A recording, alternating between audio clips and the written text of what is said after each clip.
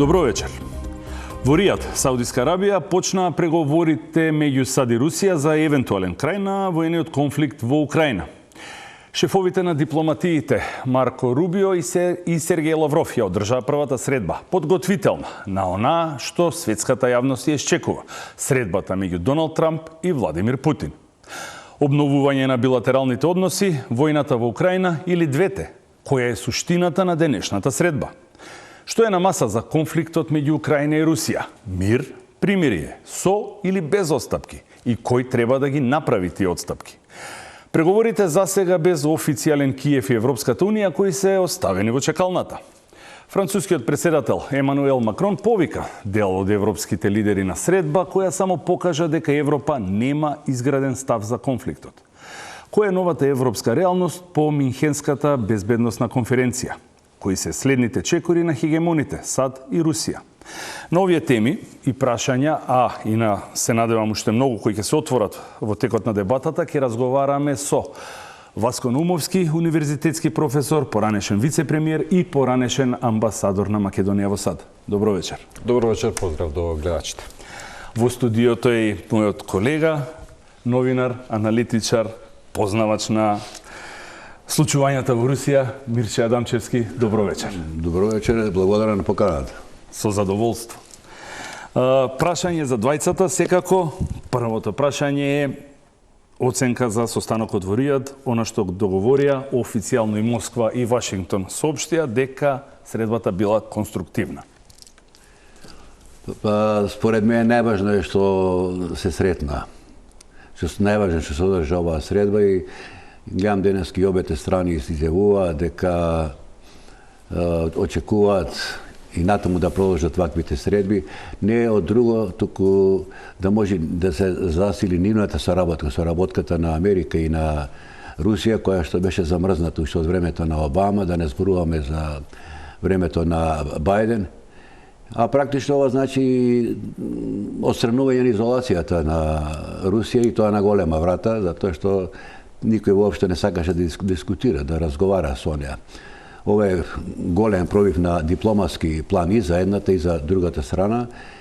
И со така е многу важно што рекоа дека се слушале, но и се дослушувале. Значи не само што слушале едниот на другиот, него и се дослушувале, значи слушале конкретно се да сакале да чујат едните од другите која е намерата за нивните на тамошни односи. Значи според мене тоа е најважно, тоа е втората работа, но секако се и точките на дневен ред што биле официјално знаеме е соопштено дека се разговарало за Украина, се разговарало и за економски некои соработки, но мислам дека ова е само почеток и ова ќе биде еден вид подготовка на овие средби и натаму што ќе доаѓаат, ќе бидат подготовка на средбата на Путин и на Трамп, која што ќе се одржи во време кога ќе дојде до потреба таа да се одржи. И на таа средба Путин и Трамп нема да разговара сигурно само за Украина, него има многу други точки, бидејќи и денес се разборували за геополитиката, геополитички настани и проблеми кои што постојат. Значи тука ќе се зборува и за Блискиот исток, ќе се зборува за Иран, ќе се зборува за најверојатно за Јужна Америка, ќе се зборува за Африка, ќе се зборува за Кина, односите со Кина, така што двата председатели и Трамп и Путин нема средба само заради она што треба Украина да биде мир. Тоа ќе биде приоритет, но секако дека не помалку приоритети ќе бидат и овие точки кои што ги кажа сега. Професоре Наумовски, Она што можевме да го видиме уште во предизборната кампања на председателот Трамп дека тој ќе се посвети веднаш на активности кои што ќе значат постигнување на еден траен мир во Украина, го гледаме сега како конкретни чекори што ги прават тој и неговиот тим, имено една висока делегација присуствува на овие разговори во Саудиска Арабија и верувам дека и средбата која што ја споменавме помеѓу председателот Трамп и председателот Путин ќе се одржи релативно брзо и резултатите од сите тие активности ќе ги видиме многу побрзо отколку што многумина очекува. Добро е што имаше една ваква средба, навистина ова речиси месецов, мислам дека одбележуваме 3 години од на 24. од почетокот на оваа војна, во изминатите 3 години навистина се исцрпија и европските економии, и општествата, економиите исто така и на самата Украина, Русија, големи воени издатоци од страна на Соединетите Американски држави, така што сметам дека ево корист на сите да дојде до еден исчекор напред, кој што ќе значи постигнување на мир, стабилизација на европскиот континент, секако условите под кои што ќе се договора тоа примири и постигнување на мировниот договор ќе бидат предмет на сите овие разговори и во тој контекст сметам дека американската администрација има еден план како тоа да се оствари. Секако во координација и со украинското раководство, па дури и со европските партнери во некоја подоцнежна фаза. Мислам дека ќе се дојде до едно решение кое што ќе значи дека ова војна ќе заврши и Европа ќе може да се посвети на тој постконфликтен стабилизацијски напор кој што вообичаено го прават европските држави и да се посветиме и конечно и на економскиот напредок на европскиот континент. Наумовски, каква улога игра Саудиска Арабија како домаќин на оваа средба? Сигурно не е избрана случајно таа локација, например, затоа што рускиот шеф на дипломатија Лавров не смее да слета во неколку држави, не смее да се појави. Па секогаш за вакви средби локациите се бираат во согласност со определбите на државите домаќини. Ние знаеме, во минатото имало, например, самити помеѓу рускиот и американскиот претседател во Словенија, например. За овие разговори мировни како домаќини во минатото, во изминатите 3 години, како домаќини на разговори помеѓу Русија и Украина се понудија и Турција, денови гледаме дека и соседна Србија изјави некаква желба, но Саудиска Арабија веројатно избрана како една од државите која што има релативно подеднаков близок однос и со Руската Федерација и со Соединетите Американски држави, односно таа локација би понудила еден вистински неутрален терен за одвивање на овие разговори.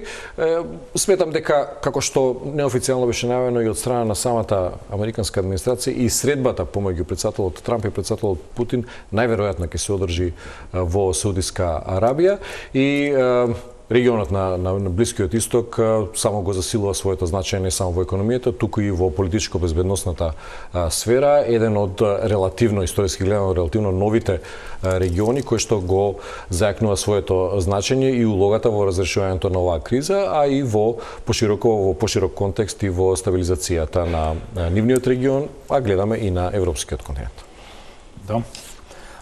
Адамчевски, иако го начнавте во првото прашање, состанокот, денешниот состанок, што беше суштината според вас?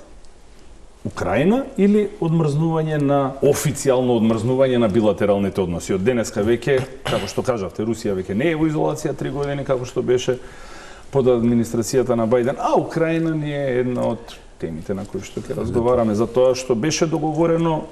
Видите, поводот за средбата нормално беше телефонски, мислам, поттикот за конференцијата беше даден во разговорот меѓу Путин и Трамп. Нормално.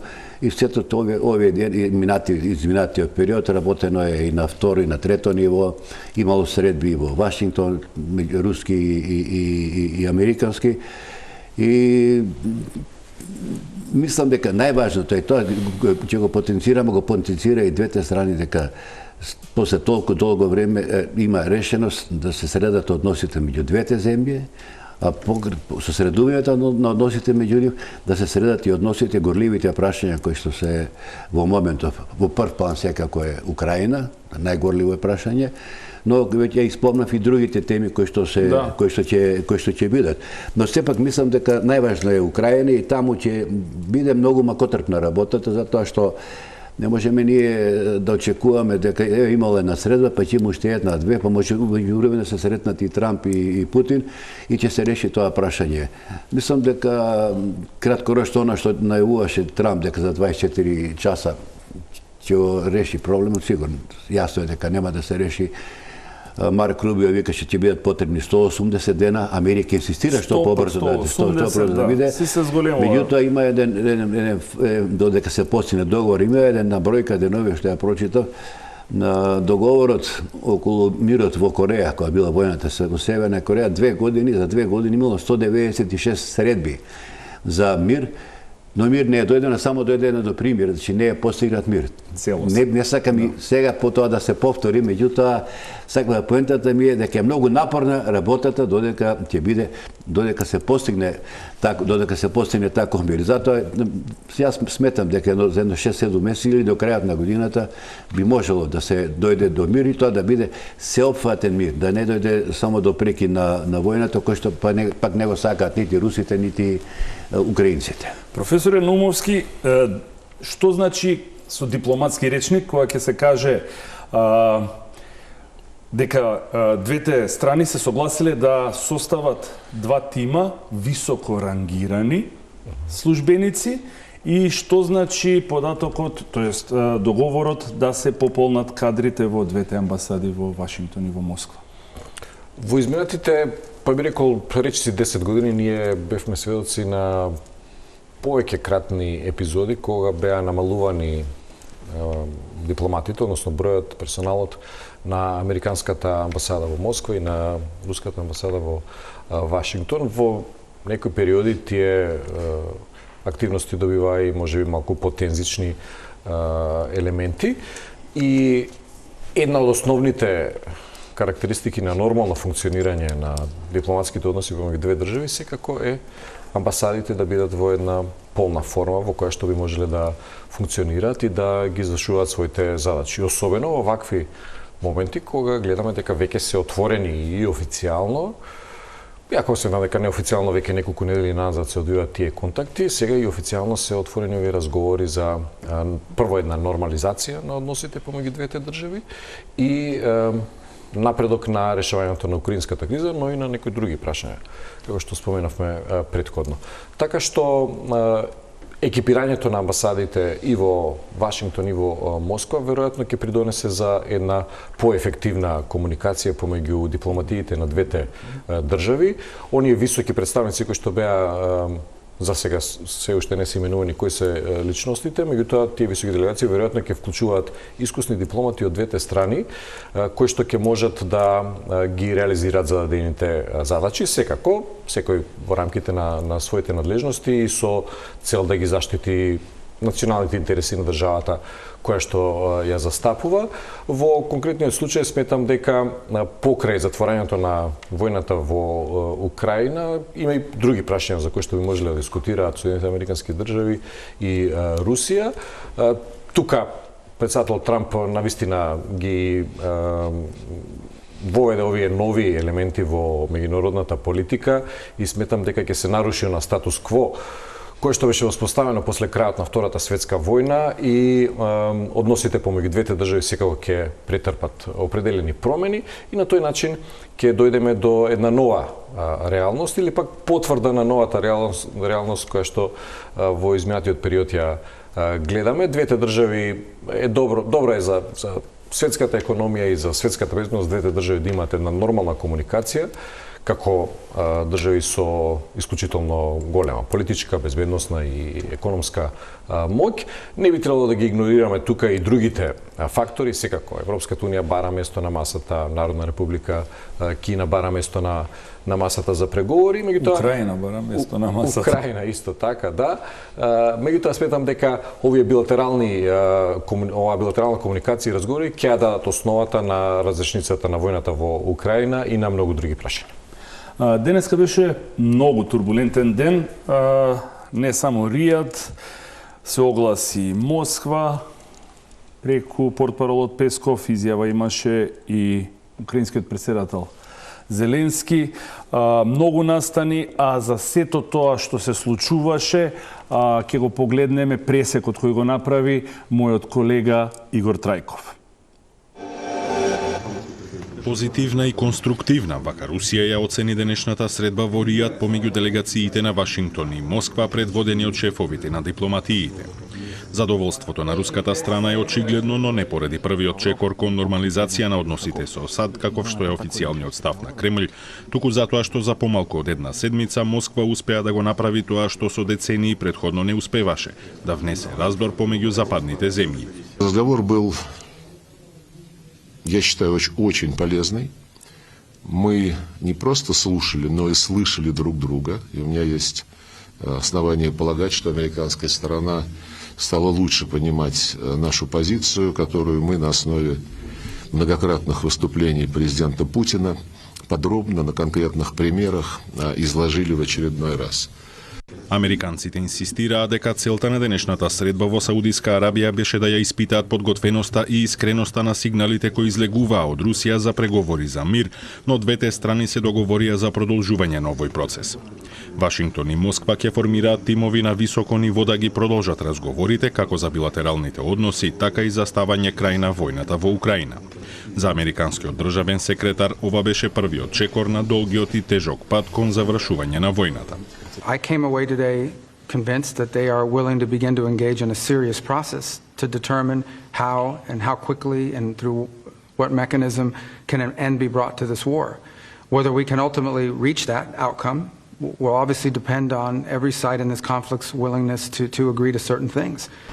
Вашингтон во линија на предприемачкиот дух кој стана нов принцип на американската надворешна политика има различно сфаќање за ситуацијата околу Украина и загриженоста на останатите западни сојузници.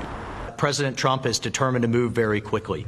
We just had a head of state phone call, the first in years, and here we are less than a week later at the highest level of the U.S. and Russian government, and we expect to continue to drive that pace to not only end the war, but then to unlock what could be very productive and stabilizing relationships going forward.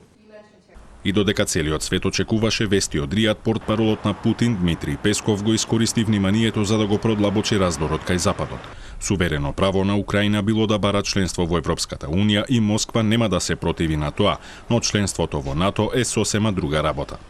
Речь идет об интеграционных, об экономических интеграционных процессах, и здесь, конечно же, никто не может ничего диктовать какой-то стране, и не собираемся этого делать.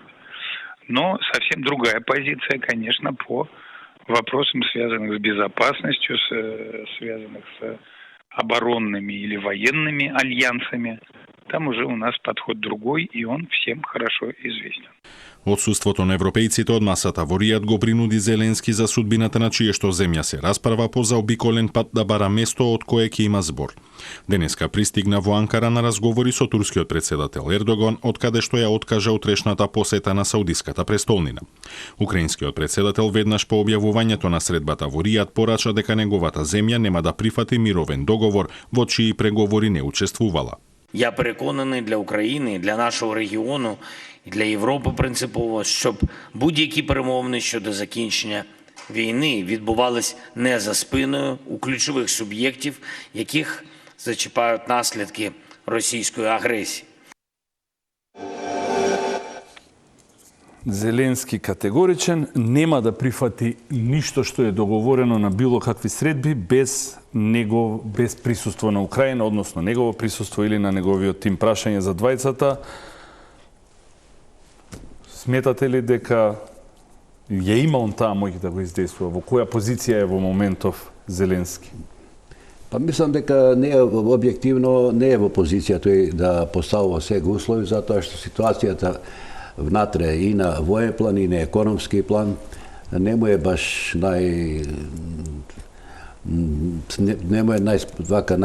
најиздржлива за да може да поставува услови. Зад себе тој има Европската Унија, односно ги има државите од Европска Унија кои се за продолжување на војната со Русија, пред се Британија и Франција, но Зеленски ќе мора во крајна линија да се повини на она што ќе му речат американците, од едноставна причина што сите тоа го признаваат, па дури еве ги и Кир Стармер, британскиот премиер, рече ние ќе пратиме војска, ама без американците ништо не правиме, значи мора да имаме поддршка од американците. Значи сите се свртили кон Америка. Без Америка не може ништо да направи. Така и работата така и за Зеленски. Зеленски може, меѓутоа да знаеме дека никој не ги отврли разговорите со Зеленски. Дури денес и Марко Рубио и другите истакна дека Украина да ќе биде вклучена, меѓутоа прво да се кога ние ќе одлучиме дека треба. Не, треба да се договорат. Овие Украина ќе биде вклучена, секако ќе биде вклучена и Европа, но кога ќе дојде погоден момент, особено за Европа, рече дека за ќе учествува в разговорите затоа што Европа вовела санкции. Значи, не зборува за некој друг сегмент од односите на Европа кон оваа целата ситуација, него санкциите Европа што ги вовела и мора да биде и Европа внесена во тие преговори, особено што исто така денес американската страна кажа дека ако се постигне договор, санкциите кон Русија ќе бидат укинати и мислам дека и тогаш целиот Запад ќе ги укине санкциите. Значи, поентата ми е дека Зеленски си има многу проблеми прво внатре, сега овие се дополнителни проблеми, тие не знаете, човекот не знае што како да се однесува во целата ова ситуација. Одеднаш како од кула од карти паѓа една ситуација, една работа која што мислеше дека се мислеше и сите мисля дека има поддршка од Америка, има поддршка од овие, но после се тоа сега што се случува, се распаѓаат сите тие идеи, сите негови очекувања и ја за еден едноставен пример ќе ви кажам. Значи Зеленски во своите односи викаше и према Западот, нудам на Америка да ги користи нашите минерални наоѓалишта. Не само кога кратки ќе кажам, да, минерални наоѓалишта. И кога американците му донесоа договор со минерални наоѓалишта, ама ние не очекуваме вака, ние баравме гаранции, ништо, тој во подготовката не кажа дека бара и гаранции. И му ги дава тоа. И сега што се случува? Сега вика, ќе ги дадам тие, ќе ги понудам минералните наоѓалишта на Кина. Значи човеков одеднаш од еден приврзаник или еден човек кој што поддржа на Америка, сега вика, јас вика, ќе се свртиме ние кон Кина. Тоа зборува и на ситуацијата во која што тој се наоѓа. Затоа велам дека не може да толку да влие да ги промени работите кои што веќе земаат еден тек. А текот е Русија, Америка, подоцна Украина, Европа и ако има кинези денес река и би требало и други заинтересирани кои се другите заинтересирани ќе видиме. Професор Енумовски, вие кој е во позиција да бара нешто или да прави отстапки? Кој ќе биде во таа позиција ставен, Зеленски или Путин? Би се согласил јас, да. Украинскиот претседател наистина не е во една позиција да поставува услови, тој неодамна дури беше отворено исмеан од најблиските соработници на претседател Трамп на неговата изјава дека никој нема да ја кажува на Украина како да постапува, Украина е независна држава и така натаму. Доволно е да видиме колку помош добила Украина од Соединените американски држави и во форма на воена поддршка и во форма на економско-финансиска помош.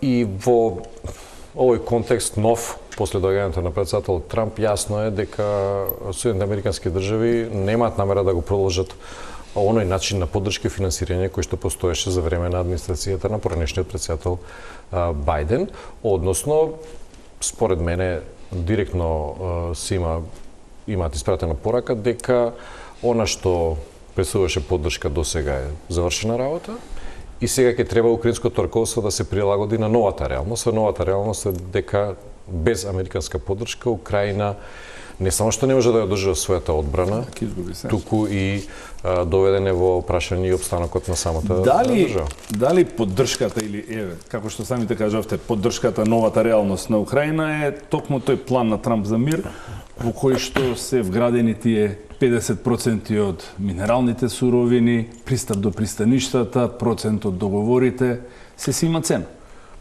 Проценките се дека во изминатите 3 години над 100 милиарди долари, нешто повеќе од 100 милиарди долари поддршка има примено Украина само од Соединените американски држави. И секако дека претседател Трамп како еден политичар кој што доаѓа од бизнис сферата и во меѓународната политика ќе се обиде да направи една своевидна трансакција и со Украина. Тој начин на размислување го гледаме и во некои други потези во неговата надворешна политика и секако неговото мото и во кампањата и во активностите сега дека Америка е на прво место, ќе значи дека и во односите со Украина тој ќе гледа да извлече што е можно поголема корист за Америка и да ги заштити американските економски интереси пред се во тој контекст. Така што сметам дека оние најави за некаква компензација на поддршката што досега е добивала Украина, да не забораваме тој во еден момент го опиша Зеленски како еден од најголемите трговци кои што секогаш кога доаѓа во Соединетите Американски држави се заминува со десетици милиарди назад и сега ќе се обиде да издействува некаква компензација за тоа, односно во наредниот период како компензација за активностите за обезбедување на мирот и своевидните гаранции за безбедноста да обезбеди определена економска корист за американската економија и мислам дека украинското раководство едноставно нема избор освен да се согласи со тоа. Секако тука се и европските држави, меѓутоа знаете постои една фраза во анализата на меѓународните односи што сметам дека ќе видиме и сега, а тоа е дека кога станува збор за решавањето на конфликтите, американците се тие што ја подготвуваат вечерата, а европејаните се тие што ги мијат чиниите. Што значи дека за тие постконфликтни операции Европската унија, државите членки имаат добра една методологија, меѓутоа ниту еден конфликт, вклучително и на конфликтите на Балканот, без вклученоста на Соединетите Американски држави не можеше да се дојде до разрешение. Што значи дека Европската унија не е, можеби грубо звучи, меѓутоа Европската унија не е способна да ги реши конфликтите дури и на собственото тло без директно вклучување на Соединетите Американски држави. Ако сакаме да гледаме историски, без вклученоста на Соединетите Американски држави немаше ниту да се ослободи Западна Европа во Втората светска војна. Секако имаше тука локална поддршка, меѓутоа се до директното вклучување на американската војска, европејаните не беа во состојба да се одбранат. Источна Европа од друга страна и улогата на тогашниот Советски сојуз. Така што Соединетите Американски држави мислам дека ќе се обидат прво да ги заштитат сопствените политичко-безбедности и економски интереси. Украина зависи од американската помош и сметам дека во наредниот период, како што видовме во изминатите неколку недели и месеци, Украина полека ќе го адаптира своето мислење, ќе го подготвува јавното мислење на домашната политичка сцена за промена на оние ригидни ставови дека нема да се отстапи ниту еден сантиметар од украинската територија и така натаму, односно да се адаптира на оваа нова реалност. Адамчевски, и самите спомнавте дека 2 години 196 состаноци, средби имало. Која е можноста, со оглед дека двајцата се согласни дека овие средби ќе резултираат со конечен мир, не со примирие краткорочно, 3 месеци, 6 месеци конечен мир. Која е можноста за корејско сценарио во Украина? Например, реката Днепар да биде таму кај што ќе се дели се, затоа што реката Днепар, десниот брег е целта на русите. Да биде новата 38 паралела. Корејско сценарио, ако се направи, значи мировен договор, тогаш корејско сценарио ќе немаме. Добро. Затоа што во Кореја не е постигнат мировен договор и имаме привремен прекид на огнот кој што трае десетици години. Така да ако се направи нека корејско сценарио, значи ако има со демилитаризирана зона. Не, ако има договор, ако има за мир, тогаш сценариото корејско отпаѓа. На прво сите зборуваат да се направи демилитаризирана зона. Ќе се направи демилитаризираната зона и се работата е, значи додека има демилитаризација, додека има прекин на огнот, тогаш во тој период, дали ќе биде 6 месеци или година, да се постигне договор. Значи, ако се постигне договор, веќе ќе биде сосема друга реалноста. Зависи какви ќе бидат територијалните отстапки од едната, какви ќе бидат отстапките од другата страна. Значи, ќе се зборува за една сосема нова реалност, која што ќе мора да биде признаена и од обете страни. Денес тоа и го кажа, а и американците го кажа, значи, треба да се постигне таков договор кој што ќе ги задоволи и обете страни. Ќе биде прифатлив за обете страни, Така што, ако се постигне договор, тогаш отпаѓа Кореја, имаме две држави, Русија и Украина. Само го спомнав како можно со демилитаризирана зона, а реката е природна. Договор, имаат Днепар, Днепар нема, далеко до Днепар, има уште многу. Прво треба Днепропетровската област да се освои, треба Харковската област да се освои, треба долу Николаев и добро Одеса е зад Днепар. Така што, но не знаеме како ќе одат работите. Ако нема привремен прекин на огнот, војни ќе има уште многу, за неколку месеци или за година дена, можеби и реалноста на теренот да биде променета во една или во друга страна. Професоре Наумовски, уште ова прашање пред да идеме на рекламите. Кога очекувате Кина да се вклучи во целиот процес? Сепак не може, според мене, третиот хегемон во светот да седи на страна додека се ова се случува. Предпоставам во оној момент кој ќе се вклучи Европската унија, затоа што во оваа првична фаза оставено е се на билатерални разговори, што ќе траат веројатно неколку недели, можеби и повеќе. Со вклучувањето на Украина, никој не демонтираше дека Украина ќе биде вклучена, со вклучувањето на Украина ќе отвориме една нова фаза во тие преговори и подоцна мислам дека ќе се вклучат и европските држави, што според мене не значи дека драстично ќе ги измени параметрите на тие преговори, затоа што и во самата Европска унија постојат повеќе несогласувања како треба да се пристапи кон кризата во Украина и како Европската унија треба каква улога треба да има. Тука имаме држави кои што отворено не се согласуваат со, да го наречеме, мнозинството на држави членки на Европската унија. И затоа ги имавме овие состаноци изминативе денови со еден одбран состав на лидери на државите членки. Тоа не беа формални состаноци на институциите на Европската унија, затоа што доколку сите држави членки присуствува, веројатно ќе дојде до израз тие несогласувања. Уште повеќе и мислам дека целта зошто беа одбрани учесниците е за да не дојде до израз несогласувањето, да не излезат на површина сите оние различни ставови. И во таа подоцнежна фаза веројатно ќе се вклучи и Народна република Кина. Знаеме, ние во изминатите години Руската федерација имаше исклучително интензивни контакти со Народна република Кина. Во еден момент дури се понуди определено решение од страна на кинеската дипломатија, така што во онаа крајна фаза веројатно ќе бидат вклучени повеќе фактори, за секој да може да каже дека имал определен инпут во постигнувањето на конечното решение, меѓутоа суштината, основата ќе биде поставена на овие билатерални разговори помеѓу САД и Руската федерација. Благодарам. Одиме со првиот блок на реклами и потоа продолжуваме.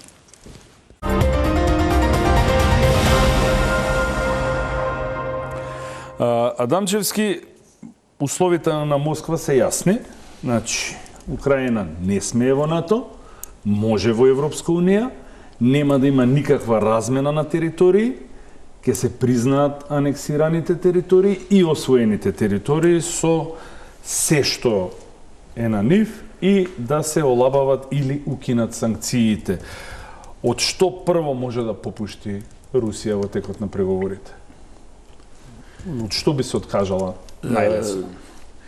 Програмата максимум на Русија оди уште подалеку, не е само ова што кажавте. Тие сакаат Украина да има практично да нема армија, да биде неутрална или да има многу мала армија, да има многу малку оружје. И така што се зависи како ќе биде настапот на американци. Русија ако би се откажала, мислам од територијата нова не може да се откаже, затоа што тие нови освоени територии или окупирани, како сакаме да ги наречеме, тие се веќе влезени во уставот на Русија.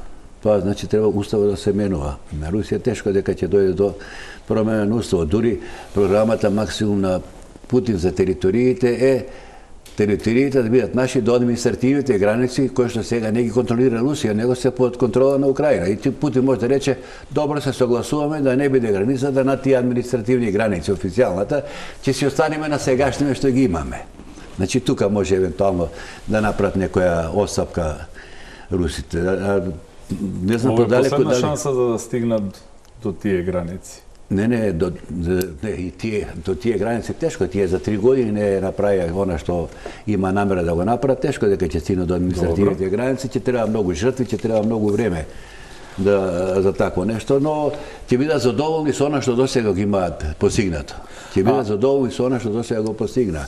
Така што не верувам дека ќе се откажат од нешто, реков, значи ќе се откажат од Украина, да нема мала армија, да има нешто поголема армија, да има нешто повеќе оружје, може да се откажат od NATO členството нема да се откажат на Украина.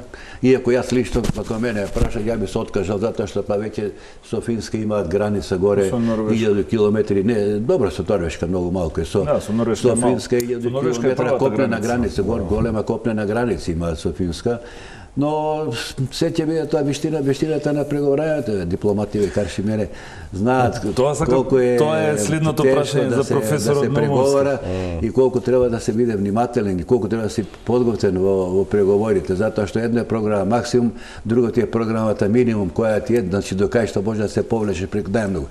Се она што ќе ти е од програмата минимум натаму, се ти е твоја добивка. Сега не ги знаеме какви се програмите на американците, не знаеме до Русија, гледаме што кажуваат, но има и други варијанти тука. И Украина сигурно нешто ќе каже. Нешто ќе мораат и тие да кажат. Сепак ќе ги прашаат за нешто. Ќе прашаат. Професоре Наумовски, кои од овие услови што ги набројавме сега на Русија се можеби не се прифатливи за Америка? Ако има некои, што сметате вие? И второ прашање ми е, како ќе реагира Европската Унија ако председателот Трамп одлучи да ги намали, скрати, укине санкциите како гест на добра волја, со кој што би ги стабилизирал ново воспоставените билатерални односи? Ние повеќе пати, вклучително во вашата емисија, мислам во изминатите месеци сме дискутирале дека амбицијата на Украина за членство во НАТО не е нешто што е остварливо во догледно време. Тој услов беше поставен од страна на Руската Федерација. Гледаме дека денови беше повторено и од високи представници на американската администрација. Останува веројатно тоа и приватно да им биде соопштено на украинските раководители дека би требало да се откажат од членството на Украина во НАТО и полека да го изостават од нивните јавни настапи, со цел од како тоа ќе биде дефинирано како еден од условите да не изгледа како многу голем пораз за украинското раководство. Што сметате дека не е прифатливо за сад? Па, мислам дека ќе се одвиваат разговорите, како што споменавме претходно, околу територијалната распределба и да видиме дали тоа ќе ги вклучи во овие региони статус квото на фронтовските линии во овој момент или пак нешто повеќе или помалку, има и определен дел од руската територија, нели под контрола на украинската војска. Секако тие територии се територии кои што се доминантно населени од население кое што е или руско или пак сака да живее во Русија. Имаше референдуми таму и ако се дискутабилни параметрите на одржувањето на тие референдуми, сепак сметам дека мнозинството население таму сака да живее во рамките на Руската Федерација. И од друга страна, што ќе се случува со преостанатиот дел од Украина? Повеќе идеи се сега на маса. Дали тука ќе има странски трупи кои што ќе гарантираат таа безбедност? Американски војници веројатно нема да има, дали европските држави ќе понесат одговорноста и тоа да испратат своја војска таму? Да, но Лавров беше дециден попладнево дека тоа отпаѓа. Нема од НАТО сили, ако се од НАТО сили, па или членки кои што се во НАТО, значи практично од Европа, па ќе најдат Кина и Бразил ќе најдат. Мислам дека тој елемент е се уште во почетна фаза и можно е до крајот на преговорите. Сега знаете кога преговарате, понекогаш се представуваат определени условно речено екстремистички позиции од кои што подоцна би можеле да се повлечат двете страни. Сега веројатно и самите украинци ќе треба да имаат свое видување на ситуацијата, иако веќе подолг период наназад се доведува во прашање легитимитетот на украинскиот председател, кој што е со истечен мандат, нема нови председателски избори таму, дали тој е во состојба да зборува во име на украинските граѓани. Не случајно ние, мислам, и денеска имавме едно подсетување од страна на портпаролката на руското МНР за она декларација за независност на Украина, кога Украина прогласува независност од Советскиот сојуз. И таму јасно е наведено дека Украина се согласува да не пристапува на ниту еден воен блок. Ниту пак да држи на својата територија или пак да произведува нуклеарно оружје. Сега, можно да се слушнат разни толкувања дека тоа во тој момент било изводливо и така натаму. Меѓутоа тоа е еден документ кој што ја започнува новата епизода во украинската историја, дека Украина ќе гради својата независност како една воено неутрална држава. Сега, дали Украина во наредниот период за 10, 15 или 20 години повторно ќе се наврати на амбицијата да стане членка на НАТО, не знаеме, меѓутоа во овој момент сметам дека е тоа неизводливо и секако преговорите кои што ќе се водат помеѓу представниците на сите вклучени страни за територијалната распредела, според мене ќе ја одлучат и конечното решение. И тоа под прашањето доколку е во гест на добра волја за да се олабават и да се забрзаат, да се зацврстат билатералните односи, Трамп одлучи да ги ревидира санкциите кон Русија, Европската унија, каде е тука? Да, Трамп имаше и една конкретна активност веќе. Тие во една од низата одлуки за продолжување на санкциите веќе се направи определена адаптација. Тука имаше ослободување на еден притворен американски граѓанин, што беше пак добра волја од страна на Руската Федерација. Тие се вообичаени кога сега се приближуваме до разговорите и до конечното решение, да имаме гестови на добра волја од двете страни.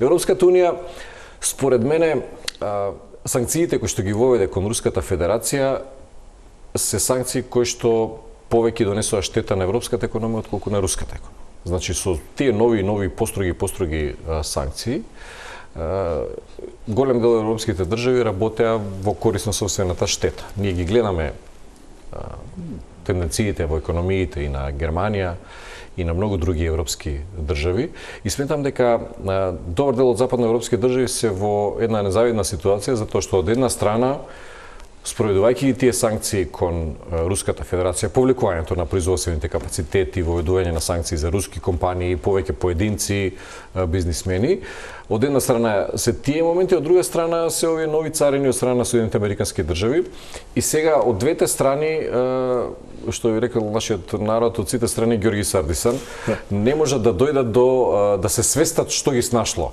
и дали нивните активности во изминатите 3 години придонесоа за економски напредок на нивните држави или пак сега се свесни дека можеби направиле една покрупна грешка во изминатите години, чии што резултати од тие грешки ги гледаме во овој период. Дамчевски, успеа ли Русија да внесе раздор кај западните сојузници внатре во Унијата? Па не успеа, Русија не успеа да внесе раздор, тие сами си направија раздор во Европската унија, затоа што ако погледнеме ние сега внатре во Европската унија имаме Полска, Унгарија, Словачка, Полска, таа е постојано под санкции, се караат кавги си има со Европската унија, со фон дер Лајен и други таму кои што носат одлуки со бюрократија, дајќи така ќе наречеме европските бюрократи, заради некои закони што Полска не ги донела или Украина имаше, не ви даваме пари Европската унија, ако не ги донесе тие и тоа настануваат подели. Втората поделба е околу односот кон Русија. Во моментов Унгарија и Словачка се против генералната политика на Европската унија кон Русија. Така што тешко дека може некакво единство да се постигне некој единство. А патем се навртам... Не велам дека ќе се постигне единство, него колку дополнително за овие недела дена успеа Русија да направи раздор за разлика од минатите 3 години. Европа сама си направи раздор. Русија не беше потребно, нема потреба Русија да прави раздор, затоа што тие сами си го направија раздорот. Вчера имаше една средба во Париз, Макрон, кој што сака да изиграва сега Черчил во Европа и ги викна од неколку земји. Видовме кои беа представници од стара Европа беа представниците, само Полска беше од нова Европа представник. И имаше реакции, нормално, Словенија реагираше, Романија реагираше и други имаше земји, зашто нас не сте не повикале. Значи, ова не беше средба на лидерите на Европската унија, но на некои европски лидери. Меѓутоа, сето тоа одма предизвика револти и незадоволство кај одредени земји, одредени членки на Европската унија. Значи, раздорот сами си го прават раздорот тие меѓу себе. Нема потреба Русија да прави раздор. Или ова денеска што го кажа Песков, дека ние нема ништо против соработка со Европската унија на Украина да биде членка на Европската унија. Добро, да. Па тоа беше и уште и во 2014 година, кога практично стана големите промени во Украина, кој што конечно и доведе после интервенцијата 2022, кога спорот не беше проблема дали ќе влезете во Европска унија или дали ќе бидете со Русија, парите ќе ги даде Русија. Па постепено Украина и беше отворена вратата за влез во Европската унија, но во моментот Русија им даде неколку милиарди долари пари. Никој не можеше да ги сопре. Никој не може да сопре. Дури секунда. Дури и тогаш русите постојано викали и за другиве држави. Да го чуеме професорот. Што биле подалеку или поблиску, немаме ништо против Европска унија, меѓутоа не сакаме во НАТО. Мене ми го рекле, кога сум правил разговори со руски политичари и други, за Македонија зборувам, и викале, Европска унија може, ама сме против влегувањето на Македонија во НАТО. Мислам, така бил приодот нивниот. Два моменти ви сакал да се надорзам, вклучително и на последниот. Прво е ова со реакциите на останатите држави членки на Европската унија на селективниот пристап при поканата на лидерите. Од една страна Европската унија протестира зошто не е на масата кога се разговара помеѓу помеѓу САД и Русија, а од друга страна кога тие разговараат не ги канат сите држави членки на Европската унија, што покажува еден различен пристап кон концептот за инклузивност во поканата и решавањето на проблемите. А вториот е овој за членството во ЕУ, но не и во НАТО. Постојат повеќе анализи дека во разговорите кои што се водели помеѓу високите представници на САД и на Руската Федерација уште во почетокот на 90-тите со падот на Берлинскиот зид и повликувањето на Советскиот сојуз од државите од поранешниот Варшавски пакт, во суштина постоел еден неформален договор дека НАТО нема да се шири кон исток, дека ќе остане во границите каде што е. Европската унија, економскиот напредок, заедничкиот пазар и така натаму ќе се прошири кон исток. И не случајно во оние почетни наративи на Руската Федерација кога започна ова активност во Украина, беше споменувано од страна на високи представници на руската администрација дека уште од 90-тите години НАТО не го почитува тој договор кој што наводно бил постигнат. Немаме некаков пишан документ за тоа, но меѓутоа постои во повеќе мемуари и повеќе усмени изјави на некои од политичарите од тоа време. Што значи дека приближувањето кон руските граници, иако имаше граница мала со Норвешка, околу Калининград тука се граничи со Полска и со некои од балтичките држави и со балтичките држави од другата страна, ширењето на НАТО кон границите на Русија во суштина представуваше определена провокација. Некои теоретичари во меѓународните односи тоа го опишуваат како непотребна провокација, затоа што со крајот на студената војна во суштина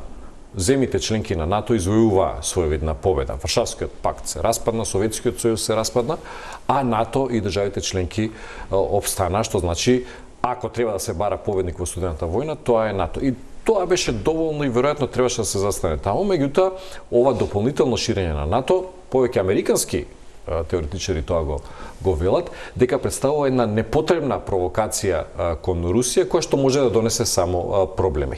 И не случајно објаснувањата, оправдувањата за руската активност во Украина беа токму тоа, ширењето на НАТО и евентуалното членство на Украина. Украина како територија, како број на население е навистина преголема да биде членка на НАТО и на самите граници на Руската Федерација. Резултатот беше ова војна и сметам дека после 3 години крвопролевања, пустошење на Украина како држава, негативно влијание врз европските економии, ние повторно ќе дојдеме до ситуацијата кога Украина повторно нема да стане членка на НАТО и сите овие жртви што биле дадени во изминатите 3 години ќе се покажат како залудни. Пред да се префрлиме на Европската унија и каде е таа во целава приказна, предлагам да го погледнеме прилогот кој го подготви мојата колешка Тамара Гранчаровска за сето тоа што се случуваше во Европската Унија, средбите, состаноците, заклучоците во последните 24 часа. Секое решение мора да почитува независноста на Украина, незиниот суверенитет и територијален интегритет поддржани со силни безбедносни гаранции.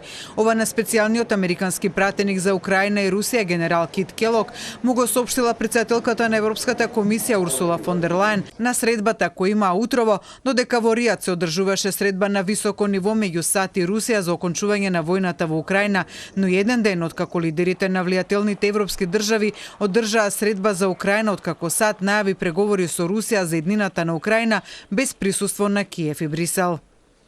Сакаме да бидеме партнери со САД за да обезбедиме праведен и траен мир за Украина. Сега е критичниот момент. Фон дер Лајен на средбата му пренела на американскиот специјален пратеник дека Европската Унија досега обезбедила финансиска и одбранбена стабилност на Украина повеќе од кој било друг сојузник, со вкупна поддршка од 135 милиарди евра, од кои 52 милиарди евра воена помош, што е еднакво на американската помош. Претседателката на Европската комисија на Келог му ги предочила плановите на Европа за зголемување на производството и трошоците за одбраната, заекнувајќи ги и европските и украинските воени капацитети, дека Европската Унија го носи својот целосен дел од војната помош за Украина и е подготвена да направи уште повеќе.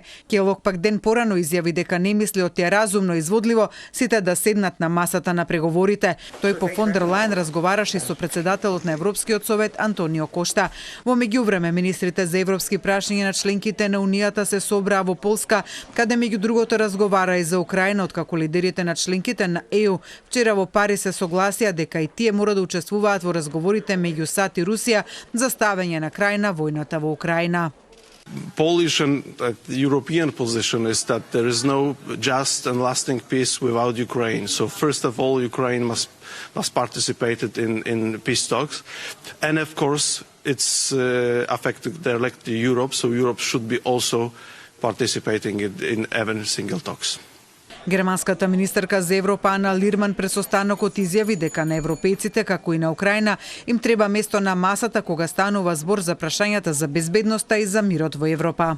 Es geht unseren Frieden, unsere Sicherheit, unsere Souveränität. Europa darf nicht zum Spielball von Trump und Putin werden. Од страна на Украина, која учествуваше на состанокот, денеска беше соопштено дека по вчерашниот состанок во Елисејската палата на Франција, Германија, Велика Британија, Италија, Шпанија, Холандија, Данска, НАТО и Европската Унија, претседателот на Украина Володимир Зеленски телефонски разговарал со домакинот на средбата, францускиот претседател Емануел Макрон, при што бил информиран дека во Европската Унија се води активна дискусија за европските трупи на теренот за гарантирање на безбедноста на Украина. We are closely following the developments at the US side, but I'm sure that European Union, while being hesitant on many issues, still will be strong enough to help Ukraine prevail.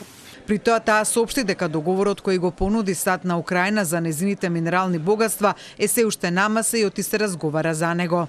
We expect that it will be signed.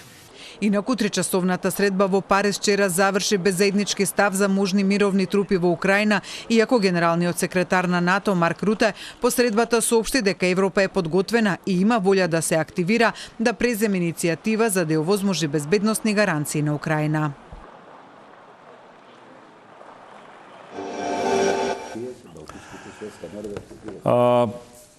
Во Европа, внатре во Европската Унија се случува тоа што се случува, многу работи. Последната вест е дека Франција, односно Макрон,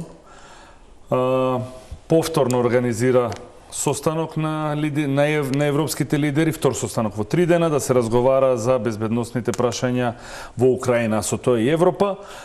Овој пат е во проширен состав, не е во првичниот кој што го набројавте вие. Норвешка, Канада, Балтички држави, Чешка, Грција, Финска, Романија. Што се обидува да постигне Макрон? Недостатокот на лидерство во Европската Унија е карактеристичен за последните години. Би рекол после политичкото пензионирање на поранешната германска канцеларка Меркел. Се обидува да го пополнат повеќе политичари, тука предничи францускиот претседател Макрон.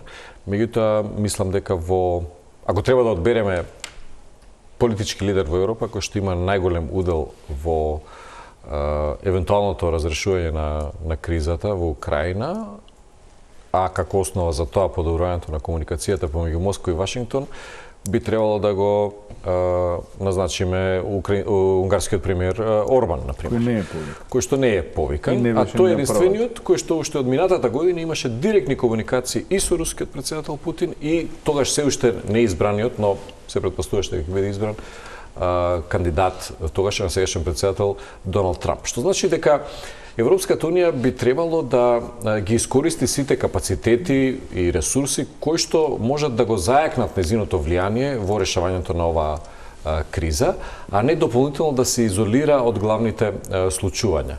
Сега, повторно е, според оно што го слушнавме, составот селектиран, не се поканети сите членки на Европската унија и веројатно францускиот председател Макрон се обидува да направи некаква нова соевидна контакт група или некакво ново име на таа група на држави кои што ќе го дискутираат решението за Украина, без притоа нешто слично како што имаше мировни конференции за Украина, меѓутоа ако сакате да имате мировна конференција, треба да ги поканите сите оние кои што се вклучени и можат да влијаат врз конечното решавање. Овие држави не се вклучени во конечното решавање на украинското прашање, така што верувам дека ќе се обидат да изградат некаков заеднички став, што не успеа да го направат на претходниот состанок и кога се обидувате да изградите заеднички став на држави кои што имаат различни гледишта за едно прашање, веројатно тоа ќе биде многу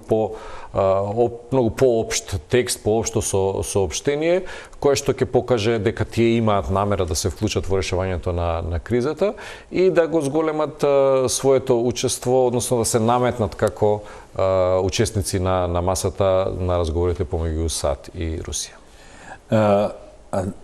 Адамчевски тоа го начна, не го начна туку и убаво го објасни професорот Наумовски, изоставувањето на Европската унија на овие преговори. Дали е тоа сигнал дека незиното влијание или незината улога во дипломатијата, во глобалната дипломатија е готова или пак е само еден дел, или е тоа, како да кажам, план, стратешки избор на САД и Русија уште во текот на подготовките на средбата? Не, па тоа е нормално, тоа е договор меѓу Русија и Америка. Тие се договараат, ние прво ќе седнеме, ќе разговараме, ќе видиме докај ќе постигнеме напредок, а потоа ќе ја викнеме Европа. Денес Рубил беше јасен, Европа ќе дојде затоа што таа има воведено санкции против... Значи сметате дека е стратешки избор, не му би улога дипломатија? Значи, овдека ќе биде прва рака се овие два играчи имаме, втора фаза ќе се приклучат и Европа ќе ја приклучи. Европа ќе ја приклучат според она што го спомна Рубио, да видиме дали, затоа што Рубио рече, ако ги кинеме ние санкциите кон Русија, тогаш и Европа, Западот, ќе треба да ги укине. Значи ги викнат, веќе им кажат, ние укинуваме санкциите, ве размислувајте и вие дека и вие ќе треба да укинете санкциите и тука ќе дојде сега до конфликт. Внатре во Европа ќе се јави Макрон, ќе се јави Стармер, британскиот, и ќе почнат да викаме како нема да се повлекуваме, ние не поддржуваме таков предлог, ние имаме сили да ја поддржуваме Украина ќе оди натаму и Украина нема да направи ништо, затоа што и сега фон дер Лајен ја чувме, демек територијален интегритет, суверенитет на Украина, а гледаме дека територијалниот интегритет паѓа у вода на Украина. Така што, за да го направат сето тоа, во отсутство на Америка, нив им требаат пари. Тие немаат пари денес, си имаат такви економски проблеми големи, значи да обстанат, мислам, на економски план, имаат рецесија во некои земји има. И сега ти одеднаш пари ќе треба да најдеш да ја замениш Америка. Наумовски кажа 100 кусур милиарди дале американците. Од каде тие 100 кусур милиарди? Од кој задолжување? Или чув денес некаде пак беше објавено дека како што бил планот за борбата со ковидот, тогаш бе најден не знам колку 200-300 милиарди. И повеќе сега да се направи таков план за спас на Украина. Нема да дадат. Ама нема да дадат. Нема да се согласат. Таму треба тој едногласност и треба кој ќе даде. Веќе имаме внатре поделба во некој. И по крајна линија од каде парите ќе се најдат? Професоре, не може да се испечатат, треба да се ги испечатат парите и да речат веќе ги фрламе во Украина. Професоре, со оглед дека тоа го спомна и колегата Адамчевски. Ако остане Европската унија да се вклучи на крај, САД ги донесе одлуките, колку тоа ќе влие, дали може да има уште дополнително завладување на односите меѓу САД и Унијата кои што сега се кривки? Како никогаш до сега. Сега живееме ние во едно време на еден брутален реализам и мислам дека треба да се соочат сите со тоа. Украинскиот председател ќе биде поканет на разговорите за да му биде соопштено конечното решение. Значи, тој не е во позиција да влијае на разговорите. Она што господин Адамчевски за економиите на западноевропските држави, да речеме, тие не може да се справат со собствените предизвици сега во економијата, а да не зборуваме за нивниот придонес за обновата, евентуалната обнова економска на Украина. Соединените американски држави беа во една добра економска кондиција кога ја обновува Европа после Втората светска војна со Маршаловиот план.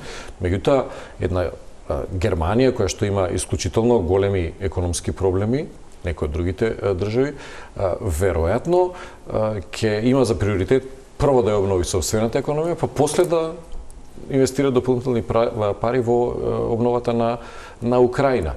Сега, ако анализираме се она што се случуваше во изминатите години, ќе видиме дека и тие санкции што ги споменавме повеќе пати вечерва, во суштина нема никакво влијание врз руската економија. Ако сакате да зборуваме и за евентуалните воени трупи, разместување мировни трупи и така натаму. Изминатите 3 години покажаа дека добар дел од европските армии имаат сериозни пукнатини во своите армии. Не случајно сите имаат определба да инвестираат десетици милиарди евра во обновата на нивната војна инфраструктура. Ако тие биле во добра состојба, не би требало да инвестираат толку многу средства. Некои од војните аналитичари деновиве има анализи дека за да се подготви една држава за војна и незината структура се потребни помеѓу 18 и 24 месеци, што значи дека хипотетички доколку ескалира конфликтот, и ако сега веќе сме во фаза на смирување, доколку во минатото имавме ескалација на конфликтот, јас се сомневам дека некои од западноевропските држави ќе беа во состојба да ги бранат собствените територии, а не пак да ја бранат украинската територија. Со конвенцијално војување. Со конвенцијално. Така што мислам дека она што се случува сега, да, можеби на европјаните им е малку непријатно што Соединените американски држави се предводници на овој процес, меѓутоа мислам дека тие треба што побрзо да се прилагодат за да имаат колку толку некаков удел во решавањето на кризата. Одиме со вториот блок на реклами, потоа се враќаме на крај за по едно блиц прашање за моите гости.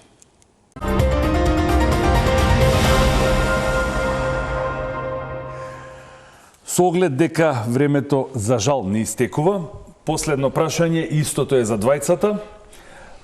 Минхенска безбедносна конференција, пораката таму е има нов шериф во градот. Значи, која е новата европска реалност по Минхенската конференција? Повелете кој се. Вак. Новата европска реалност по Минхенската конференција се солзите на првиот човек на Минхенската конференција Хойсгет. Тој на крајот од конференцијата почна да плаче. Тоа се иднините на Европа. За жал. Добро. Професоре? Да, сметам дека она што беше поента на американскиот подпредседател во неговото излагање треба да биде сериозно сватено од страна на европските лидери. Тој навлезе дури малку подлабоко дискутирајќи некои од внатрешните прашања на државите членки на Европската унија, што секако беше шокантно за голем дел од нив, меѓутоа она идеолошка пресвртница која што настана во Белата куќа, веројатно ќе биде на агендата на американската надворешна политика на тлото на Европа. Ние имаме сега избори во Германија, има избори во некои други европски држави, не е тајна дека американската администрација понекогаш неформално, меѓутоа некогаш и отворено поддржува определени политички структури кои што се сродни на незината идеологија, што не е по волја на оние традиционални европски политички партии. Тие сега се дискутираат и изразуваат негодување заради некакво мешање во внатрешните работи, што повторно го истакнува, ајде, да не бидеме груби, да не речеме лицемерието, да речеме различните стандарди во... Да не го земеме примерот со Македонија. Па да не, Македонија, многу други држави во регионот. Значи, европските држави не се против концептот на мешање во внатрешните работи, туку се против тој концепт кога не е по нивна волја. Значи, или кога не им се мешаат на нив. Да, и нив да не се. Така што, мислам дека она што беше представено на Михенската безбедносна конференција како став на Соединетите американски држави, ќе им треба малку време да го сварат европските политичари и да се соочат дека оваа нова администрација на председателот Трамп веројатно ќе има еден поинаков однос и кој на европските партнери. Поделбата, тоа го испуштивме да го скоментираме, поделбата на така наречената Стара Европа и Нова Европа, што за прв пат порешниот председател Буш ја направи во однос на активностите и поддршката на акцијата на САД во Ирак. Повторно мислам дека доаѓа на дневен ред, односно оние држави од Централна и Источна Европа кои што се по-сродни идеолошки на администрацијата на Трамп, веројатно ќе имаат поголема улога и ќе има различен третман американската администрација кон нив, тука си Украина, Полска, Словачка. Нема да бидеме нескромни кога кажеме дека и Македонија има една добра комуникација со новата администрација на председателот Трамп, за разлика од многу држави во Европската Унија. И така што ова нова распределба на картите на европското тло, мислам дека секоја држава ќе сака да ги заштити своите национални интереси, што е во контекстот и на таа билатерализација на односите и на американската надворешна политика, дека билатералните односи на САД со државите од Европа ќе доминираат над оние односи со Европската Унија како структура. Глобализацијата веќе завршува. Ви благодарам многу, за жал времето не истече. Остана уште доста прашања кои што не успеав да ви ги поставам, но тоа ќе има повторно. А вас, почитувани, ви благодарам на вниманието и ве повикувам да останете на програмата на телевизија Телма.